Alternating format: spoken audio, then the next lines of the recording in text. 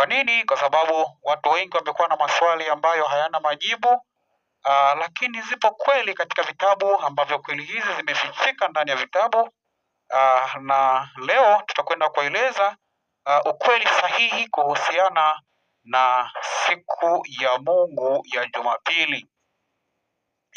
Tunakwenda kuangalia kweli 8 kuhusu Jumapili.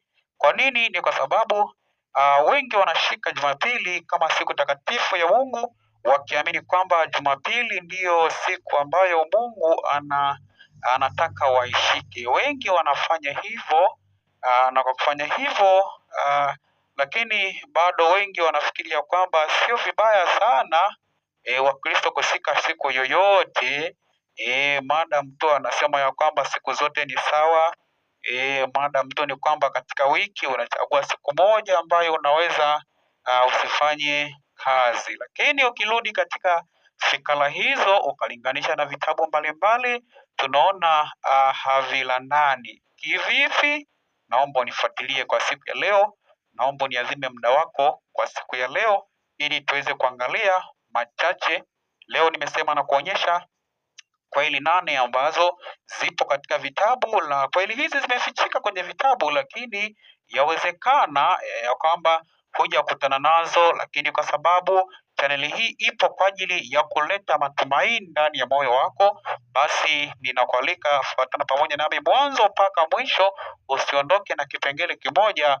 Yawezekana usielewe kweli mojawapo ya siku ya Jumapili ni kwamba hii siku kiuhalisia kwa mujibu wa maandiko matakatifu na vitabu mbalimbali ya kwamba siku hii ni siyo siku ya 7 ya juma, bali ni siku ya kwanza ya juma.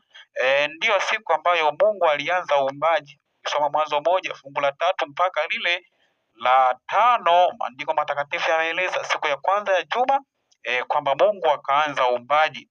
Lakini pia tunaangalia kwamba katika hili pia vipo vitabu ambavyo nimekutajia hapa. Kipo kitabu ambacho kinaitwa Mithali ya Waumini, ukisoma ukurasa wa 1069 namba 6 inasema ya kwamba Dominika inawakilisha mwanzo wa uumbaji na Dominika ni siku ya Jumapili kwa mujibu wa kitabu cha Mithali ya Waumini ule ukurasa wa kwanza. Ukiangalia hapo pameeleza habari ya Dominika ya kwamba ndiyo siku ya Jumapili. Hivyo basi kwa mujibu wa Mithali ya Waumini na Biblia ni kwamba Jumapili ndiyo siku ambayo Mungu alianza uumbaji.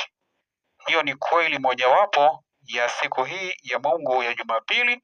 Lakini kweli ya pili ni kwamba Jumapili ni siku aliyofufuka Yesu. Kusoma ile Mathayo 28 fungu la 1 hadi la 6, Marko 16:2 hadi 6, Luka 24 fungu la 1 hadi la 6 na Yohana 20 fungu la 1 hadi la 10 na Katekisimu ya Kanisa Katoliki ukurasa ule wa 487 ile namba 2191 inaeleza wazi kabisa, inasema ya kwamba kanisa huadhimisha siku ya ufufuko wa Yesu Dominika, yaani Yesu alifufuka siku ya Dominika, yaani Jumapili. Kwa hiyo kweli nyingine ya siku hii ambayo Mungu aliiweka ni kwamba siku hii ya Jumapili kiukweli kwa mujibu wa Biblia na vitabu ni kwamba ndiyo siku ambayo Yesu alifufuka. Lakini ukweli namba 3 hapa ninakupa kwa haraka kweli 8 ambazo zitakusaidia hata unapomsaidia mwenzako, basi uwe na uhakika na hili jambo.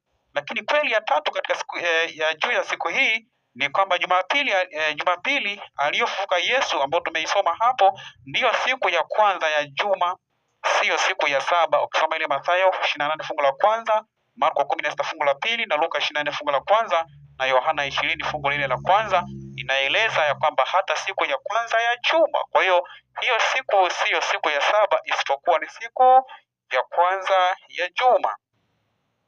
Hiyo ni kweli ya 3. Lakini katika hili hata Katekisimu ya Kanisa Katoliki ukurasa wa 483 namba 2174 inasema ya kwamba Yesu alifufuka kutoka wafu siku ya kwanza ya juma na sio siku ya 7, ila ni siku ya kwanza ambayo ndio Yesu alifufuka. Hiyo ni kweli ya 3. Lakini kweli ya 4 kuhusu Jumapili ni kwamba Jumapili toka mwanzo haikuwa siku takatifu ya mapumziko, haikuwa siku ya kwenda kanisani, badala yake ilikuwa ni siku ya kwenda mashambani. Ukisoma wapi? Marko 16 fungu la 9 hadi la 12, maandiko yanasema ya kwamba kwamba inasema ya kwamba naye alipofufuka alfajiri siku ya kwanza ya juma, yani Jumapili, alimtokea kwanza Maria Magdalene.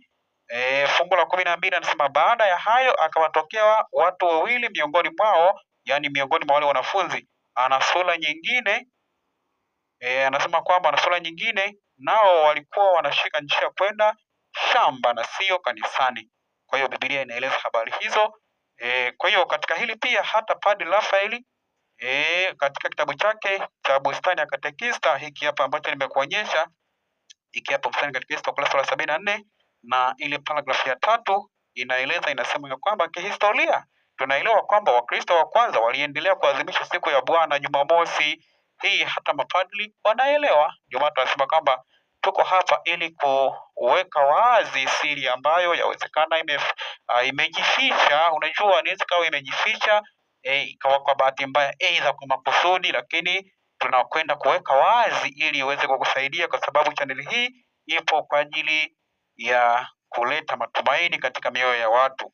Lakini kweli ya 5 kuhusiana na siku hii ya Jumapili, kwamba lazima tujiulize, na yawezekana ukawa unajiuliza kwamba sasa kama mambo yako hivyo, kama habari iko hivyo, lakini sasa kwa nini kusali Jumapili kuwepo? Watu kusali Jumapili na sio Sabato ya Jumamosi inayokubaliwa na Biblia, kwa nini kuwepo?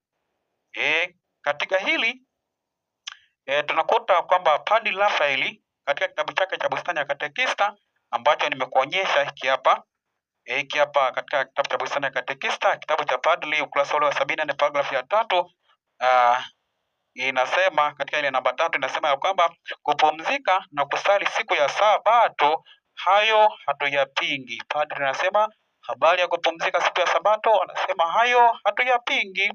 Anasema lakini baada ya kufufuka kwa Yesu Kristo, anasema kwamba Wakristo kwamba kufufuka kwa Yesu kwa Kristo, hapo anasema sio Mungu, walionelea waadhimisha siku hiyo ya Jumapili Yesu alipofufuka kutoka kaburini. Padri anaongeza kusema ya kwamba wale waliotoka upagani walizingatia kwamba Yesu alifufuka siku ya kwanza ya juma, yani kesho yake siku ya Sabato. Basi hapo tunaona kwamba ndipo sasa uanzishwaji wa ibada ukaanzia hapo, kwamba kuna watu ambao walitoka padri amesema walitoka upaganini, basi wakaona kwamba sasa wakawa wanabanwa na sheria zile ambazo zilikuwepo toka awali, wakaona kwamba sasa waweze kuanzisha ibada nyingine hapo. Lakini pia yani kwa maelezo zaidi ni kwamba yani uanzilisho wa ibada hii ya Jumapili, padri amesema kwamba hawakuwa ndani ya kanisa ila walitoka huko nje ya kanisa, basi ndipo wakaanzisha. Ninakuonyesha machache. Hiyo ni kweli ya 5 kuhusu siku ya Jumapili. Lakini unaweza ukawaza kwamba sasa kwamba kwa nini yawezekana ukawaza kwamba waamini wa dini ya Kiyahudi walioadhimisha ibada yao siku ya Jumamosi, swali ni kwamba je, kwa nini wapagani hawa sasa waliamua kujitofautisha na ibada ya Wayahudi hii ya Jumamosi? Sababu ilikuwa ni nini? Katika hili Yesu alijibu katika Yohana 4 fungu la 22, alisema akasema ya kwamba akasema kama ninyi mnaabudu msichokijua, kwa kuwa wokovu watoka kwa Wayahudi, kwamba hawa wale ambao kwamba walijitenga na Wayahudi ni kwa sababu hawakujua ya kwamba wokovu unatoka kwa Wayahudi. Hiyo wakaamua kwamba sasa waweze kujitenga, watoke mahali pale. Yaani wapagani walianzisha ibada ya Jumapili bila kujua kwamba wokovu sahihi unatoka huko, kama nilivyoeleza. Hiyo ni kweli ya 5. Lakini kweli ya 6 tunapokaribia kumaliza, kweli ya 6 kuhusu Jumapili ni kwamba Jumapili iliyoanzishwa na wapagani kama tulivyoeleza na kusoma kwenye vitabu, ilikubaliwa pia na Wakristo walioasi dini ile ya Kiyahudi kwa kisingizio cha kwamba Yesu alifufuka siku hiyo ya Jumapili, yani ambayo hakuna andiko katika Biblia ambalo linaruhusu tuadhimishe siku ambayo Yesu alifufuka. Badala yake tumeruhusiwa tu kukumbuka mauti yake kwa njia ya kula meza ya Bwana. Ukisoma kile kitabu cha Wakorintho wa kwanza 11 fungu la 23 hadi 28 anasema kwamba kwa jinsi hii basi tuweze kukumbuka mauti ya Bwana. Hapo ndipo tunakumbuka. Lakini kweli ya saba kuhusu Jumapili ni kwamba Jumapili ilikubaliwa na wapagani kama siku ya ibada, kwa sababu siku hiyo ya Jumapili tunaambia kwamba ilitumika tangu mwanzo na hao wapagani kuadhimisha miungu yao, yani mungu jua. Walisherehekea wapagani kwa siku yao hiyo ya mungu jua hadi tarehe 25 Disemba pia walifanya hivyo. Na katika hili kiongozi wa kanisa Katoliki, yani Padri Rafaeli, kwenye kitabu chake cha Bustani ya Katekista ambacho nimekueleza hiki hapa, pia ametoa majibu. Ameeleza akasema ya kwamba akasema kwamba ukisoma ile ukurasa 73 namba 2, ameeleza kwamba padri anasema tarehe 25 Desemba ilikuwa sikukuu kubwa kwa wapagani, walikuwa wakifanya ibada zao kwa mungu jua. Padri anaongeza kusema kwamba anasema ya kwamba kwenye karne ya 4 mwaka wa 336 baada ya Kristo, viongozi wa kanisa, yani hapa amesema viongozi sio Mungu, anasema walionelea washerehekee kuzaliwa kwa Yesu Kristo.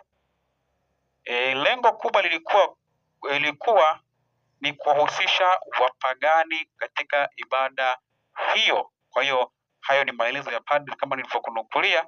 Kwa hiyo tunaona kwamba sasa kumbe hii ilikuwa toka mwanzo hawa wapagani walikuwa wakifanya ibada zao. Lakini pia katika katekisimu ya kanisa Katoliki hii hapa imeeleza ya kwamba somo la ukurasa wa 484 paragrafu ya 2 inakubaliana na hili. Inasema ya kwamba sisi sote tunakusanyika siku ya jua kwa sababu ndiyo siku ya kwanza baada ya sabato ya Kiyahudi, yani ile ya Jumamosi. Inaeleza habari hizo. Lakini pia kwenye kweli ya mwisho ya siku hii ambayo tunaizungumza sasa, kweli ya mwisho ni kwamba mwanzilishi wa ibada hii ya siku hii ya Jumapili siyo Mungu, japo wengi wamefundishwa na kukalilishwa kwamba ibada ya Jumapili ni Mungu alianzisha, lakini kiuhalisia kwa mujibu wa vitabu na Biblia, ukweli halisi hauko hivyo. Jumapili sio ibada ya Mungu, ni ya watu. Kwa mujibu wa Mithali ya Waumini ukurasa wa 370 inasema ya kwamba mwanzilishi wa ibada ya Jumapili ni Mtakatifu Yustino, mzaliwa wa nchi asilia katika mji wa Roma. Huyu alikuwa mwalimu wa filosofia, ndiye yeye aliyeeleza habari ya ibada ya Dominika au Jumapili mwaka wa 150 baada ya Kristo. Yaani huyu ndiye aliyeanzisha habari hii. Mithali ya Waumini imeripoti habari hizo. Lakini pia kusoma kitabu cha Padri Rafaeli ukurasa 74 namba 3 na paragrafu ile ya 7 ameeleza kwamba sasa anasema kwamba ndivyo tarehe 3 mwezi wa 3 mwaka 1921 Mfalme Konstantino alivyotangaza rasmi kwamba Jumapili iwe siku ya Bwana, Wakristo wapumzike na kusali. Hayo ndiyo mapokeo ya makanisa mengi. Kwa hiyo tunaangalia kwamba katika kweli hizi hakuna hata kweli mojawapo ambayo inatupatia uhalali wa kwamba twaweza kufanya ibada katika siku hiyo. Kwa hiyo leo nilikuwa tunakupa historia chache na kweli chache ambazo zipo zinaeleza habari ya siku hii ya Jumapili. Lakini sasa Mungu aweze kukusaidia tunapokuwa tunaendelea na uchambuzi mbalimbali katika vipindi mbalimbali hapa. Basi tutashirikiana kwa pamoja ili tuendelee kuelewa kweli nyingi ambazo zipo ndani ya vitabu. Mungu akubariki tunapoendelea na vipindi vingine kwa wakati mwingine. Basi tuombe. Baba na Mungu, tukuze sana wakati huu, tunasema asante kwa kweli hizi 8 kuhusu Jumapili. Endelea kutusaidia na kutufunulia kweli zaidi. Twajiweka kwako kwa jina la Yesu. Amena.